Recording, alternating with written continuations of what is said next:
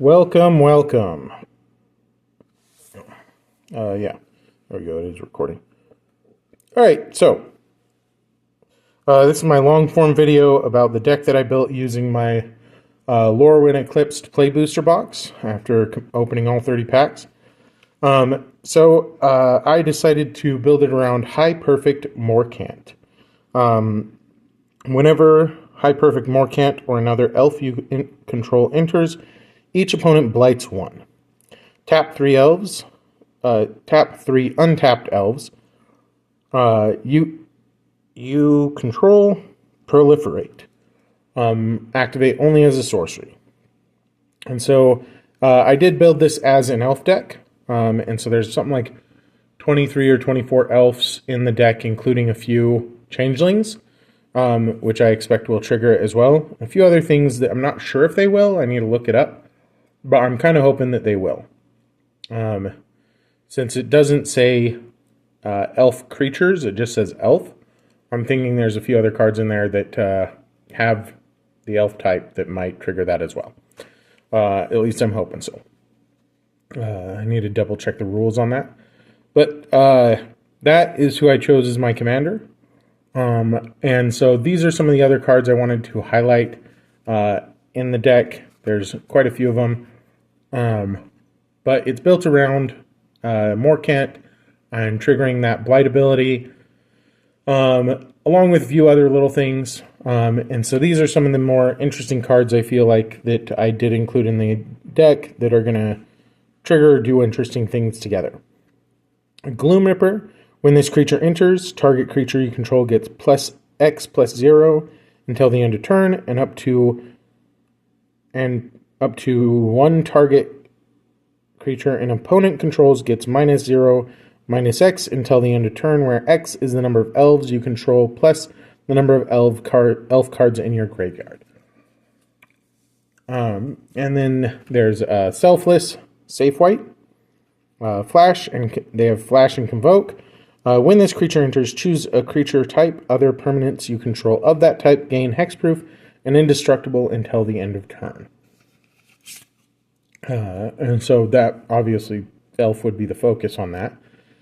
I also included Tristan's Command. Choose 2. Create a token that's a copy of a target elf you control. Return 1 or 2 target permanent cards from your graveyard to your hand. Destroy target creature and enchantment. Creatures target player controls gets +3/+3 until the end of turn. And then I included Twilight Diviner. When this creature enters, surveil 2. Whenever one or more other creatures you control enter, if they entered or were cast from a graveyard, create a token that's a copy of one of them. This ability triggers only once each turn.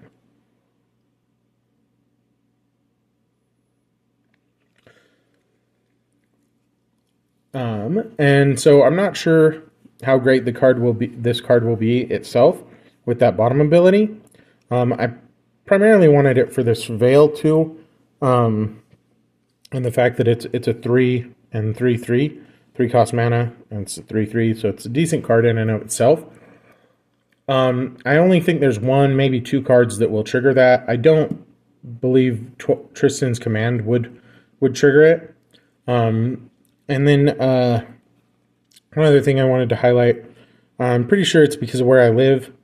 Basically every holographic I have curls, some more so than others, but all of them have some curl. And from what I understand from Ristic Studies video, it's due to the humidity. I'm not sure if I'm going to buy the stuff I need to ever correct that. If I decide to start selling them, I might simply to take care of the curl before. But I'm not sure if I did that and then it went to another place that's not near me that has a different humidity, if it would curl again.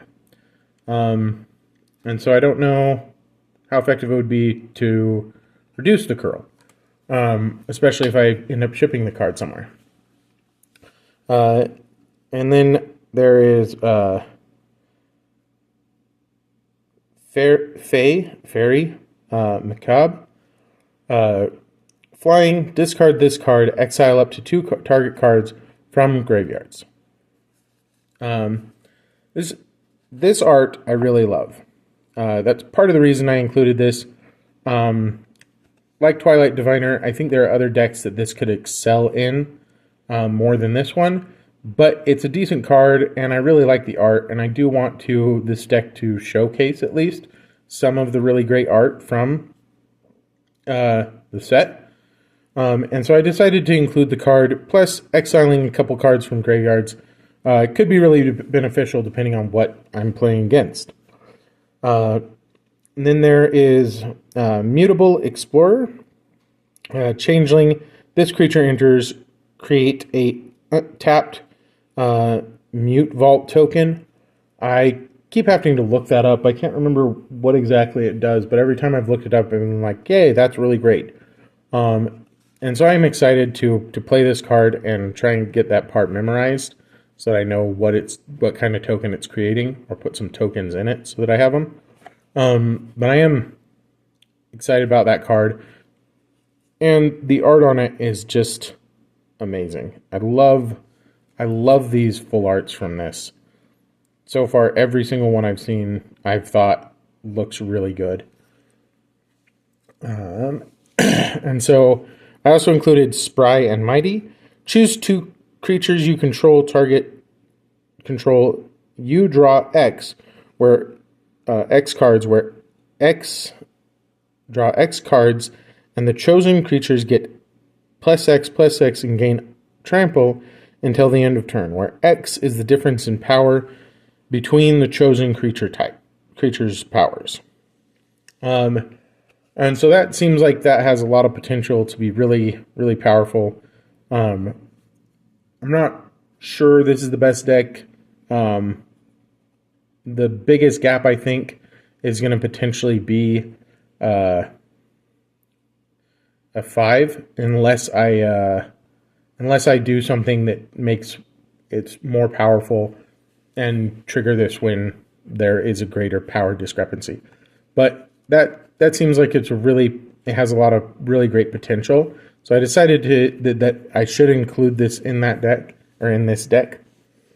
And I will include a link to Archideck in both this video's description and the short. Should have mentioned that at the beginning. And so there will be a description to the full deck. And then I included Morn Song Aria. Players can't draw cards or gain life. At the beginning of each player's draw step, that player loses 3 life, searches their library for a card, puts it into their hand, then shuffles. Depending on when this enters my hand, this is a card that I feel like has a lot of mixed potential. There are other decks I can think of that this might be better suited for, but I feel like it's going to be a really disruptive card, and so it should create interesting effects with other players, which is part of what I want to do with these decks. I want them to interact and do interesting and fun things. And so I also included Bloodline Binding, which has Convoke. And it says, choose a creature type, return all creature cards of the chosen type from your graveyard to the battlefield. Yeah, this is the one card I think that's going to trigger Twilight Diviner. And it makes me sad that can only be triggered once per turn, because if it could be triggered multiple times, the potential for this combination is really powerful. But just in and of itself, the fact that it's going to copy one of them means that it'll make this all that more effective if I can have Twilight Diviner on the field before I play it. Then I only included a few pieces of equipment in this deck. I included a Stalactite Dagger. When this equipment enters, create a 1/1 colorless shapeshifter creature token with Changeling. It's every type. Equipped creature gets +1/1 +1/+1, and is all creature types. Equip cost is 2. And so with the fact that it's got that job select ability, where it's creating that shapeshifter, that I expect would trigger Morkant's ability, which is in part why that one got to stay. And then I'm hoping that this would also trigger Morkant's ability. Since it's changeling, this is every creature type. Apart from that, it generates mana, and then it can become a 4/4 artifact. And so I feel like there's pretty decent value in the card itself, even though that pay for to get a 4/4 is reoccurring, something you'd have to pay. And I also included Dawn Blessed Pendant. As this artifact enters, choose Elemental, Elf, Fairy, Giant, Goblin, Kithkin, Merfolk, or Treefolk. Whenever a permanent you control of the chosen type enters, you gain 1 life. Pay 2, sacrifice this artifact, return target card of the chosen type from your graveyard to your hand. Yeah, I think this is the other one where I would expect, or not, oh, that's to your hand. No, that one wouldn't trigger Twilight Diviner. But in general, that's pretty great. And assuming Mornsong isn't out, that gain 1 life ability is going to be pretty great. Since this is an elf deck, I'd obviously be picking elf. This card I was really excited by. More so for the final line than anything else. Prismatic Undercurrents. It's an enchantment. It has Vivint. When this enchantment enters, search your library for up to X basic land cards, where X is the number of colors among permanents you control. Reveal those cards, put them into your hand, then shuffle. You may play an additional land on each of your turns. That right there is worth a lot to me, being able to play additional lands. Apart from just the draw factor, which is great. And so it's not going to be a ton, right? It's 2 cards because it's Morkant. There's black and green. But in the right deck, it'll be even more powerful. I think I've got a couple of those, and so I'm considering adding that to a lot of other decks that I've already built because of the potential that offers. Along with this card, Shimmer Wild's Growth. Enchant land. This aura enters, choose a color. Enchanted land is the chosen color.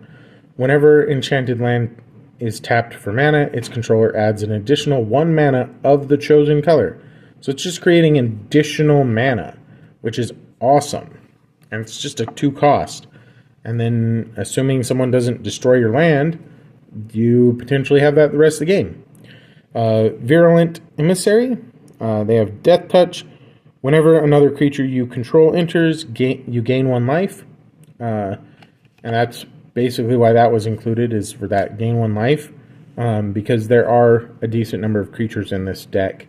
And I'm kind of hoping to be able to stack it with the pendant. To increase that life gain on a regular basis, right? And then there's Lys Alana, Informant. When this creature enters or dies, surveil 1.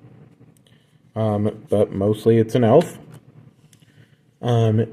Vine-bred Brawler. This creature must be blocked if able. Whenever this creature attacks, another target elf you control gets +2/+1 until the end of turn. And that's a 4/2 and 3 cost, and so like a lot of these elf cards, I think are pretty good, right? 3 cost, 4/2, Flash, Reach, Dawnlight's Archer, right? Like the cost on them is well worth it for 4/4. Safe White Cavalry. This creature can't be blocked by more than 1 creature. Pay 5. Target elf you control gets +2/+2 until the end of turn. Right, and so a lot of these are pretty decent cards in and of themselves. Iron Shield Elf. Discard a card. This creature gains indestructible until the end of turn. tap it.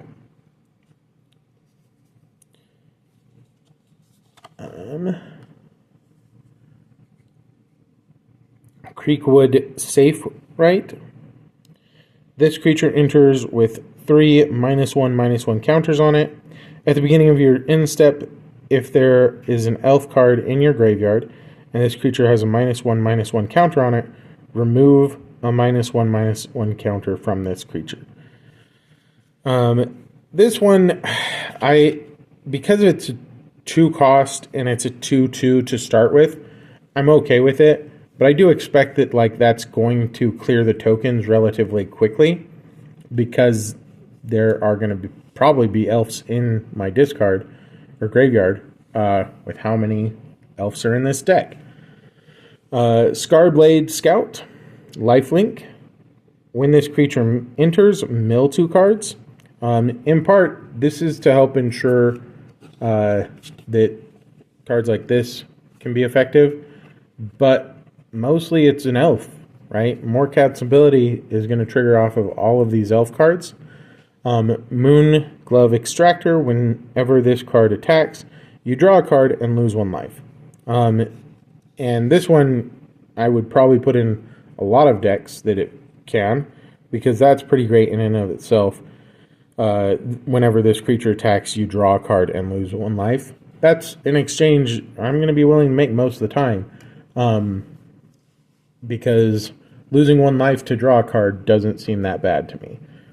Especially since the potential for most cards tends to be pretty high in the decks I build, or at least I feel they're high. Dawnhand Eulogist. They have Menace, and then when this creature enters, mill 3 cards. Then if there's an elf card in your graveyard, each opponent loses 2 life, and you gain 2 life. Even with this milling cards, I generally expect that unless this is one of the first cards I bring out, there will probably be elves in my graveyard. Just because, like I said, a fifth of the deck, more than 20 cards out of the 100 cards, are elves. Eclipsed Elf. When this creature enters, look at the top 4 cards of your library. You may reveal an elf, swamp, or forest card from among them and put it into your hand. Put the rest on the bottom of your library in a random order. Stoic Grove Guide. Pay 1 and either a black or green mana. Exile this card from your graveyard. Create a 2/2 black and green elf creature token. That one, I'm wondering if that would trigger it, because technically that's cast from your graveyard, is my understanding. Right? The way that reads.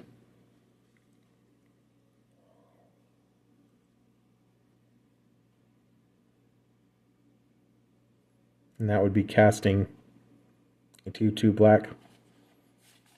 I hope I understand that right. And it would trigger Twilight Diviner. Morcant Loyalist. Other elves you control get +1/+1. When this creature dies, return another target elf card from your graveyard to your hand.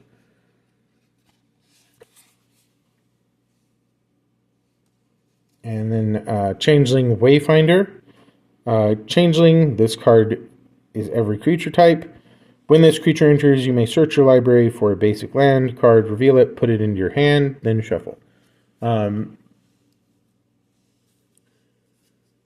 so that tutor ability is in part, other than just the Changeling, why that's there. Rooftop Percher. It's a Changeling and has flying. When this creature enters, exile up to 2 target cards from graveyards. You gain 3 life. And then it's a 3/3.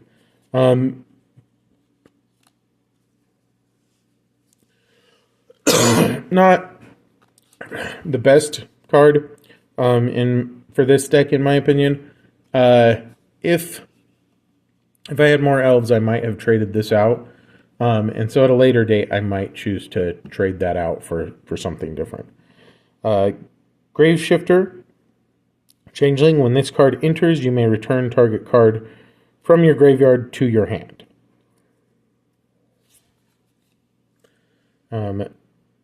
Dundulan Weaver, which is one of the few cards in there that's another creature type.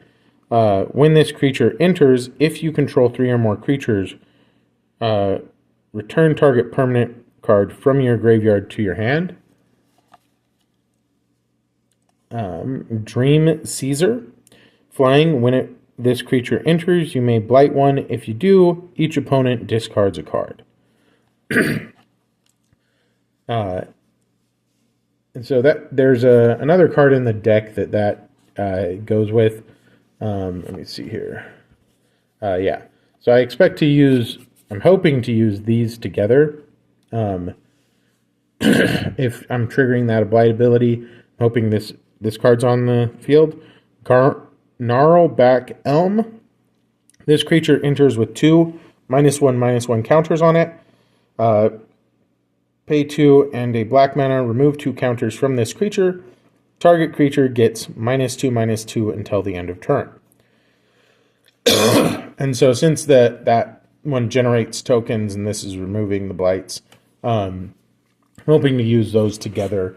It's one of the few combinations in the deck like that, with this being the other card that goes with that, Gnarlback Elm. And so if I don't have the Gnarlback Elm, I might not be using these. But this is the Blighted Blackthorn. Whenever this creature enters or attacks, you may blight 2. If you do, draw a card and lose 1 life. And then I also included 2 giants in the deck. And so there's a Pummeler for hire, Vigilance, Reach, and they have Ward 2. When this creature enters, you gain X life, where X is the greatest power among giants you control. And then Wildvine Pummeler. Vivid, this spell costs 1 less for each color among permanents you control, Reach, and Trample. And so I expect that there will be black and blue or black and green on the field most of the time. And so I expect that will cost 2 less. But I'm hoping that I can bring these out together at the same time, so that ability can trigger off of this and I can gain a little extra. Otherwise, it'll just be triggering off it if I understand how that works correctly, and how the stack executes. And so those are the cards I wanted to highlight. I'm most excited about these cards being paired, because I am hoping that because this is an elf deck or elf heavy deck, the effects that these 2 cards offer, even though this is just a one-time kind of thing, will be really powerful. And so I am excited to play it. I don't think it's the best deck that I could have built or have, but it was the one I was most interested in building once I drew more Cant and started looking through my other options. I decided not to build a Dorian deck. I get that that's a really powerful card and offers a lot of interesting things, but I didn't want to build it as my commander, looking through what I had, not with it just being just a set deck, right? Because this deck is designed to mainly be, or basically just be built from Lorwyn Eclipsed cards. Whereas some of the other decks I'm planning on building, after having opened all of these booster boxes, I have a lot of cards. I'm hoping to build some really interesting decks off of just them that are a little higher and more powerful. But thank you for joining me. If you've enjoyed it, please like, subscribe. Any feedback, comments, I appreciate. If you want to check out the deck, there is going to be a link in the description where you can see all 100 cards. If you stayed till the end, thank you once again, and I hope that you have a lovely day.